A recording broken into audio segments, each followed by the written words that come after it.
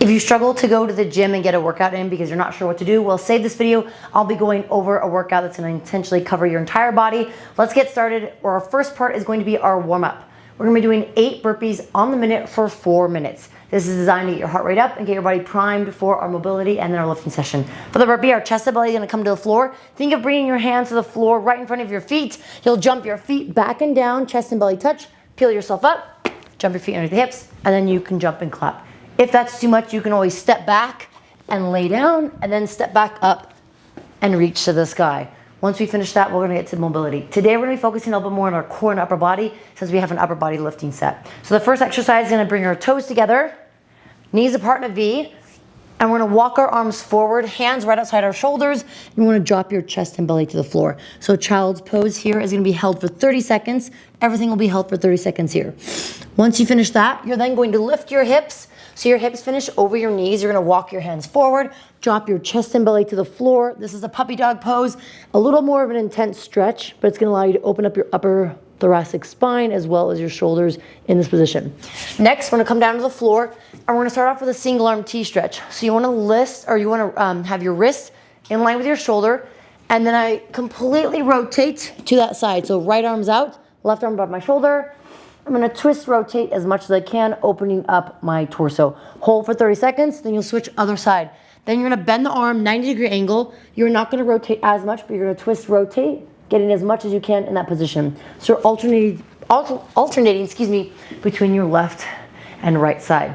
Last exercise is gonna be a seated spinal twist. This is gonna get a little bit more of our lower back and our core as well as upper body. So if I'm laying on the ground and I bring my left leg up, I'm gonna pull it into my torso, then I'm gonna bring it or guide it to my right side. I can readjust my hips, right hand on my thigh, opposite arm can be extended, and actually I'm gonna look towards my left wrist. So I'm looking, twisting, rotating, and I want you to sit and breathe here for the 30 seconds. You'll hit the 30 seconds one direction, then you'll switch, same thing on the opposite side. Once you finish that, then you're gonna repeat one more round for a total of 2 rounds for the mobility. If you're kind of lost and you want to see the guide, you can look below and I have it all detailed and listed out. Once we wrap that up, we're going to get to our upper body superset. We're just going to need a pair of dumbbells and a dumbbell bench for this. So as I have the dumbbell bench set up, I'll grab my dumbbells. We're going to perform 10 dumbbell bench with more of a narrow hand position. So instead of my dumbbells being kind of at a 45-degree angle or hands at a 45-degree angle, I'm gonna rotate so my palms face each other. And as I perform that bench, my elbows are gonna straight down and I'm gonna be targeting a little bit more my triceps. Today's upper body superset is going to be 10 dumbbell bench press straight into max push-ups. These can be done on your toes, on your knees, or even on an elevated object, which I'll demonstrate here in a second, so stay tuned for that. The focus and the intention here is to have a push and a push. So we're gonna push, fatigue our muscles, and then we'll go into max push-ups. We're gonna rest about 3 to 4 minutes, depending on how much time your body needs, and we're gonna complete a total of 3 sets for today. So for demonstration and for points performance, the dumbbell bench, I have my hips, my butt, shoulders, and my head in contact with the bench. I wanna think of squeezing my glutes. I'm driving the feet into the floor. If you wanna think of driving your knees out, pushing your knees away from each other, perfect. That will create more tension and torque in the hips. Palms face each other. I bend at the elbows. I lower the dumbbells down to my chest, and then I press all the way through, locking my arms out. Again, more of a narrow position hands here with our hands. Once you finish those 10 reps, I like to bring my legs up, bring the dumbbells to my thighs, and then I can come out of that bench. Once I finish that, I'm gonna go straight into those push-ups. Now, like I said, we have a more narrow hand position, so instead of kind of at a 45-degree angle where I'm putting my elbows at a 45, I wanna bring my hands up almost inside or underneath my shoulders, and then as I bend and lower, I'm gonna go straight down. I'll demonstrate here in a couple of seconds. Also, if you have a little bit of wrist issues, rotate your palms facing out, so almost like you're creating a little check mark with your thumb and your first finger. The thumb will be facing forward if there's any wrist or even elbow issues. So the push-ups would look like so. Hands narrow, I lower my entire body, chest and belly touch, getting as many reps as I can. If you need to modify, drop to the knees, lift the toes, perform the same thing. You also can do that from an elevated object, bench, couch, whatever you might have. I can either do toes, narrow position, right? Or off the knees.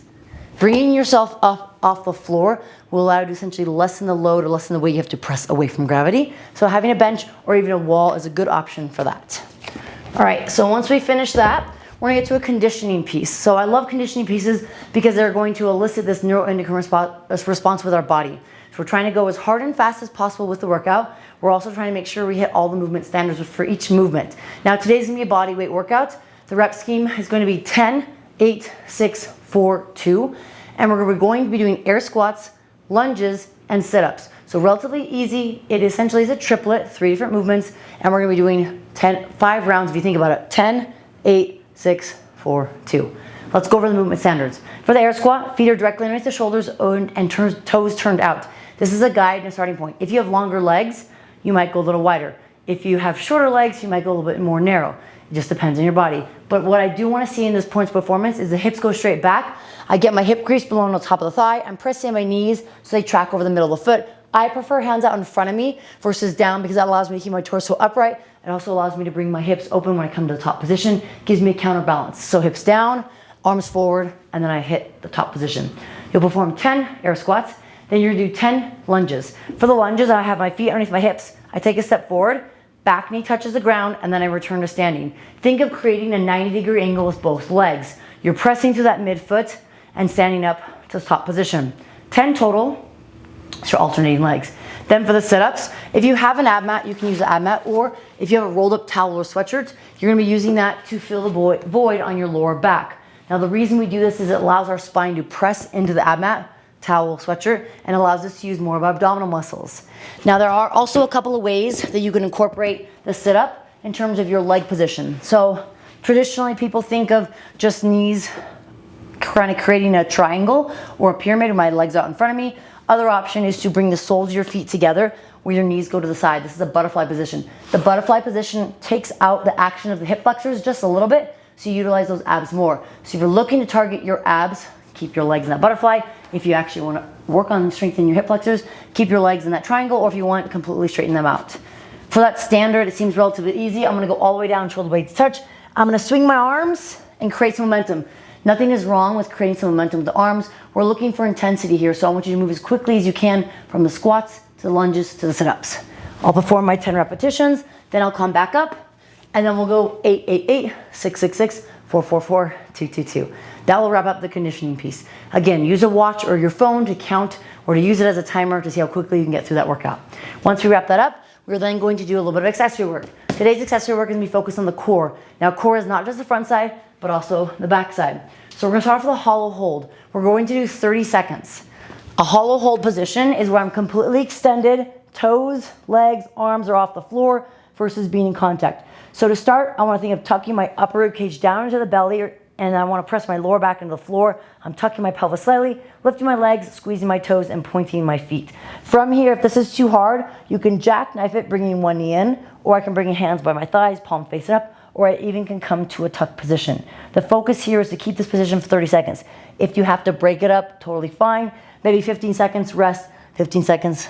Then from there, you'll rotate onto your belly, and we're gonna do a Superman hold. So the focus here is going to be our toes together and our heels touching if possible. So when you guys look at my position here of my feet, I'm trying to make sure as I lift my legs, my toes and feet don't come apart. This will limit the range of motion, especially if you have tight hip flexors.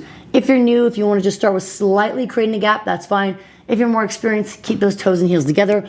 Arms out in front, palms facing each other. I'm gonna squeeze, lift, and hold for 30 seconds here. So you want your butt cheeks and your hamstrings to be engaged as you lift up. You will feel your spinal erectors as you're lifting your upper body. Again, hold for 30 seconds. Then you'll rest a little bit, take a little bit of time to reset, and then perform a total of 2 rounds. So essentially 1 round, rest, and then another round. That is not for time, but you have 30 seconds to work on that hollow hold and 30 seconds to work on that Superman hold.